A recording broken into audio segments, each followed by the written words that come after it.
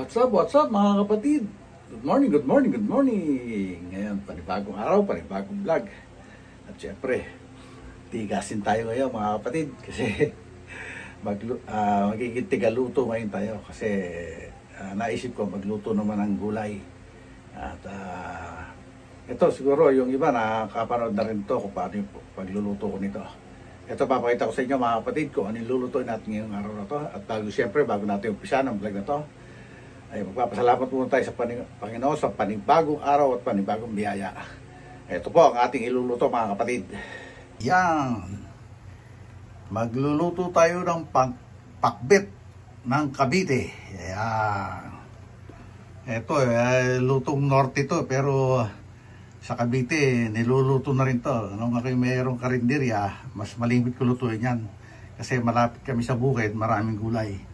Kaya magluluto ngayon tayo ng pakbet ni Calvo or pakbet ng Cavite. At yan mga kapatid, nakasalang na yung ating magic yolk. Medyo gasgado na. Kasi ito hindi namin pinagpiprito ito sa paggisa-gisa lang. Okay. Ihuhulog na natin dyan yung ating baboy. Papalalagay muna natin hanggang magpantika mga kapatid. Sandali lang ha. Okay mga kapatid, ihuhulog na natin itong ating pork. Yan. Lalagayin natin yan hanggang magmantika siya. Tapos dyan tayo magigisa. Okay. Abang-abang lang mga kapatid. Meron ako nga pala nabasang comment na boring daw ako mag-vlog. Ang sa akin lang, pasensya na po kayo dahil ito lang si Tatay Pandong. Hindi tayo, kumbaga, ito yung natural ko. Hindi naman natin pwedeng pekehin ang pagbablog. Lalo na walang maniniwala sa atin. Pagka yung ini-script pa, kailangan pa yun. Yun lang masasabi ko sa iyo sa yung nag-comment na gano'n. Pwede mo naman subukang mag-vlog para malaman mo rin kung talagang kung paano. Siguro hindi ka vlogger, kaya hindi mo alam. Kaya ito lang masasabi ko sa iyo. Subukan mong mag-vlog para may mag-comment din sa iyo kung maganda. At saka ako hindi na ba sasaktan kung sino man yung mga nagbabas na yan, pero okay lang yon. Minsan ginagawa nating inspirasyon yon para mabago natin yung estilo. Pero kahit pilitin ko na baguhin yung estilo ko, ito na talaga ito yung natural sa akin. Kahit panoorin yung mga unang vlog ko, ganyan talaga ang aking estilo ng pagbablog or yung natural. Dahil ako si Tatay Pandong Johnny. Okay? Mga bag na lang mga kapatid. At pakukulang muna natin yan hanggang magmantika. Okay. Okay mga kapatid. Ito, matutuyo na yung sabaw ng ating nilalaga. Mamantikain lang natin ito. Sarap sana kung medyo malutong para sa pakbet. Kaya mamaya-maya na lang na tayo magigisa pag magmantika na siya. Okay, mga kapatid. Sensya na kayo kung nakukulangan pa kayo. Mga tawag dito sa pagbablog ko. Okay, mga kapatid. Yun. Okay. Okay, mga kapatid. Nandito ulit tayo sa pagluluto. Wala na yung tubig niya, kaya mamati-mantika na siya. Ayan.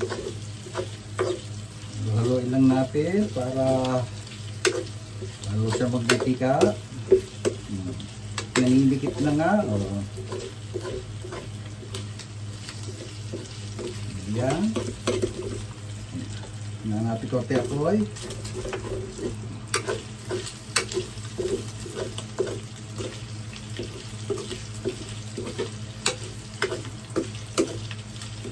Ayan. Kaya natin ng konting mantika pa. Ito naman siya manok na mantigaling. Para maprito siya.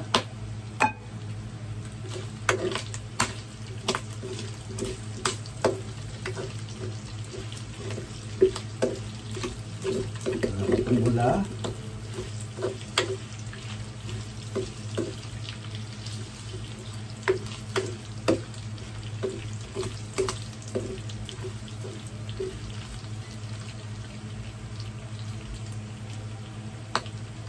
Okay, nangyari ulit mga kapatid.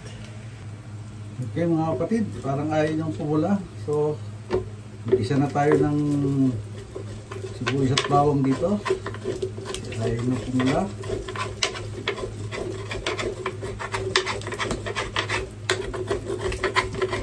Sige, maganda yung ating kawali rito.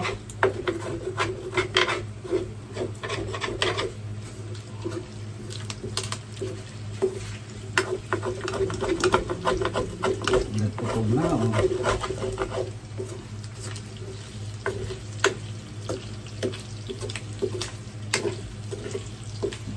Okay, isa na tayo ng sibuyas bawang. Pagsabayin na natin itong sibuyas bawang mga kapatid.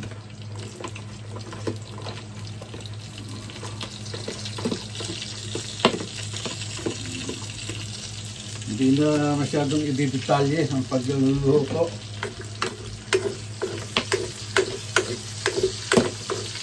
Sabi ko na iba't iba ang diskarte ng pagluluto.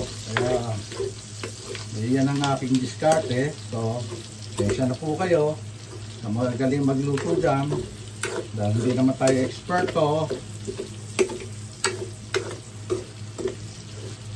Alam ko, may mga lalabas na basher na naman dyan.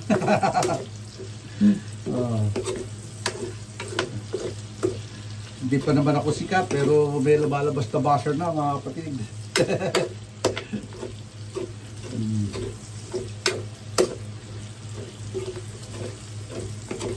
Hindi ko naman, ayoko rin mamanggaya nung style nung magagaling na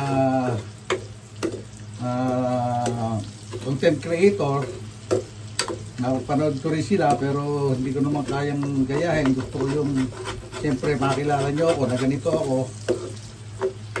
Kaya ito yung style ko. Minsan nga hindi ko alam kung nagsasawa na kayo sa napapanood sa mga vlog ko dahil paulit-ulit. Ito lang yung ating vlog mga kapatid. Hayaan nyo. Pag tayo nakauwi-uli ng Pilipinas, kakaroon tayo ng kakaibang vlog naman siguro doon. Lagay na rin natin yung luya mga kapatid. Yan.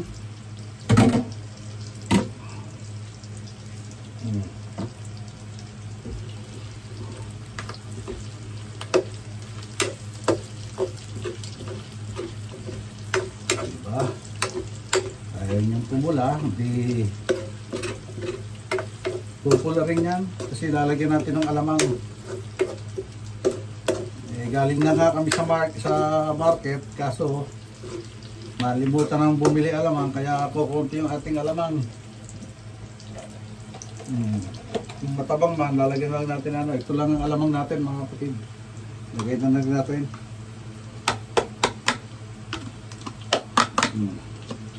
Para kumulay na siya.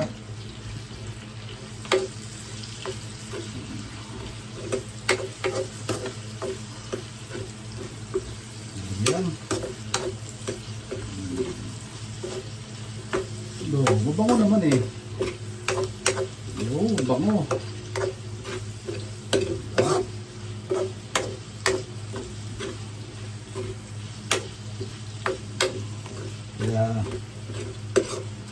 Kaya sabi nga nung hindi naman mawawala yung mga basher na yan.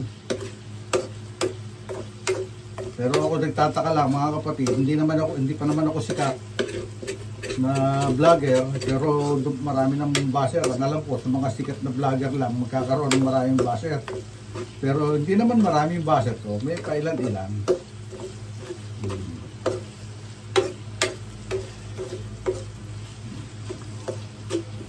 Boring daw mag-vlog si Tatay Pandong. Kasi ako mga kapatid, 62 years old na ako. Okay, ngayon lagyan natin yung ating sitaw. Sitaw unahin natin kasi matigas po sitaw Yan, inugasan ko mga kapatid Ayan. Ayun, diba? Tapos isa-isa.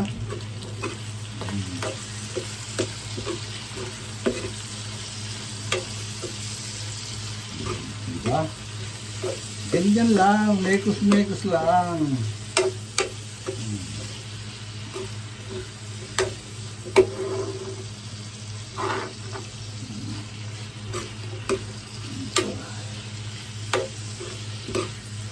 Hindi ko naman alam ang mga viewers natin gusto talaga mga yung mga issue. Bakit ganoon? Pag issue maganda ang views, pero pagka yung mga ganitong vlog may hina.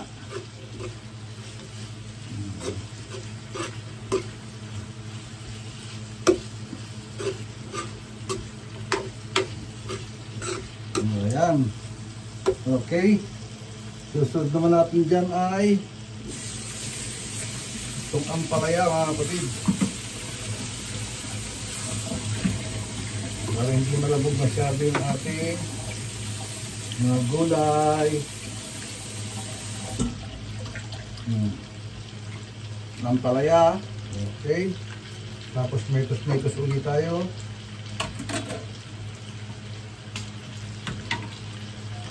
Mekos-mekos ulit. Ayan.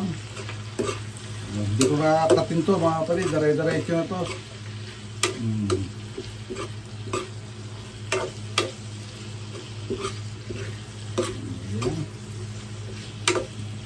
Itin na lang natin sasabawan ng marami para hindi masyadong malabog at saka hindi mawala yung lasa ng alamang niya. Kasi talaga pag pakbet, yun ang nagpapasarap. Diba? Hindi ko alam, parang may nalimutan pa ako eh. Hindi alam po, may kamatis paste. Sandali lang, mga kapatid, ha. Hindi ko sana nakakatin, pero kailangan pala ng kamatis dito. Napatagal na kasi rin natin hindi nakapagluto ng pakbet. Kaya ito, mati ko na nalimutan ko. May kamatis nga pala yan. Buti na lang kung kamatis natin, ay habol natin.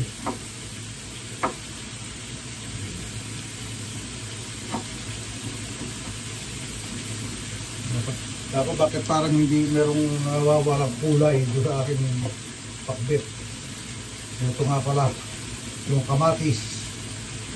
Ayan. Sensya na kayo. Tao lang. Ayun. O, diba? Naluluto rin naman yung kamatis na yan.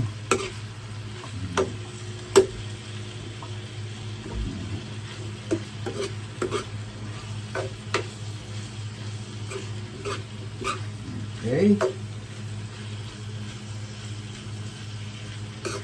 Ano ba isusunod natin dito? Okra. Itong ating okra. Ugas.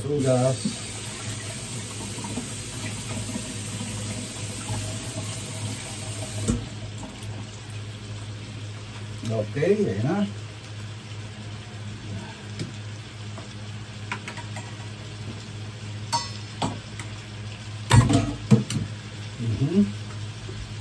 Okra.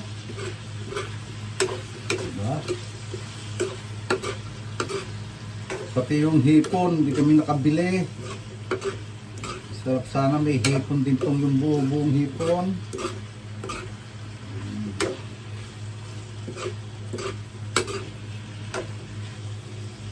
Diba?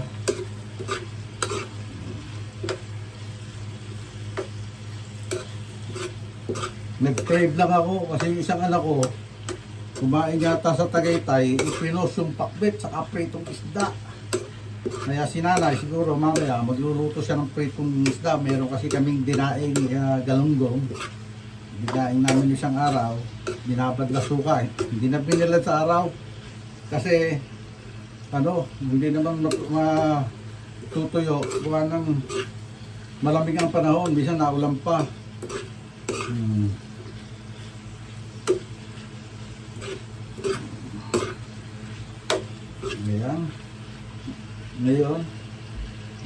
Ilalagay natin yung talong, mga kapatid. Para hindi masyadong malambog yung ating gulay.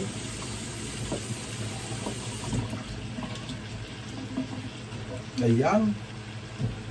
Ganyan lang kabilis yan. Para hindi naman kayo mainip sa ating mga video, sa ating mga vlog. Pagka masyadong mahaba, naiinip kayo. Lalo kayong naboboard sa panoorin yung video ko pagka masyadong mahaba. Parang ayaw nyo marinig yung boses ko.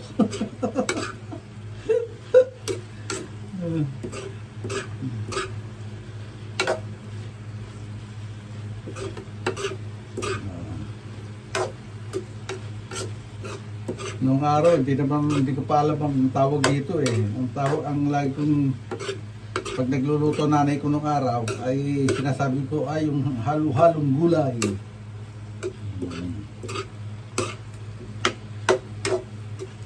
Pwede yata tawagin ano eh. Bahay kubo recipe. Pero hindi naman makukumpleto eh. Sa bahay kubo to eh. Okay, lagay na natin yung kalabasa mga kapatid. Tapos tubigan natin ng konti yan. Tapos ready kaduhan na natin.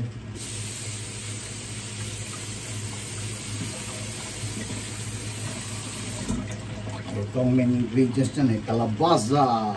Yun, diba? Then, mekos ulit.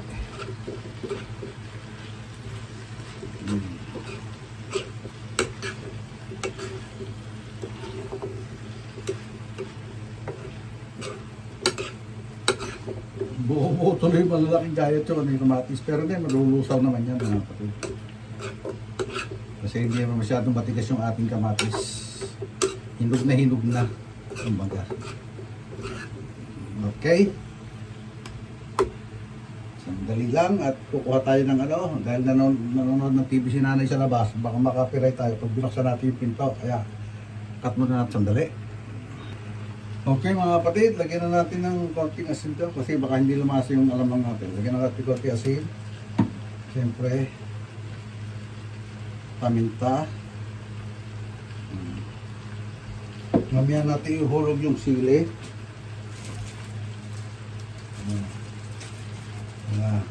Mekos muna ulit, tapos lagyan natin ng tubig. Konting tubig siya bago tatakloban natin. Okay, takloban muna natin, mamaya natin lagyan ng tubig. Pag nalamtan na lahat yung gulay. Masarap kasi yung konti lang ng sabon niya. Pero lagyan natin ng konti tubig na. Lagyan natin ng konti, isang ganito lang siguro tubig. Oh. Ganito. Bago natin tatakloban.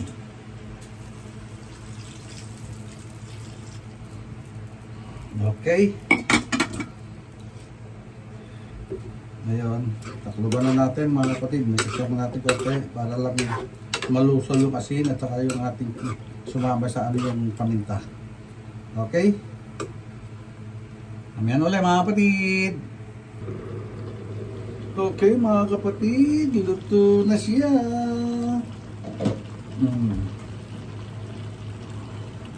Yun no? Oh, ayan. Diba mga kapatid?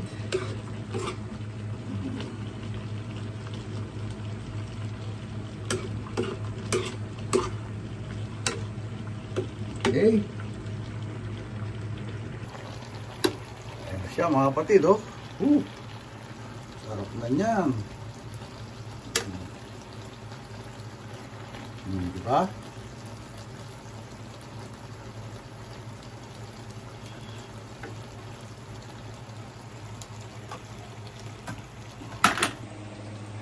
Ayan na siya mga kapatid, oh. Wow. Diba? Okay.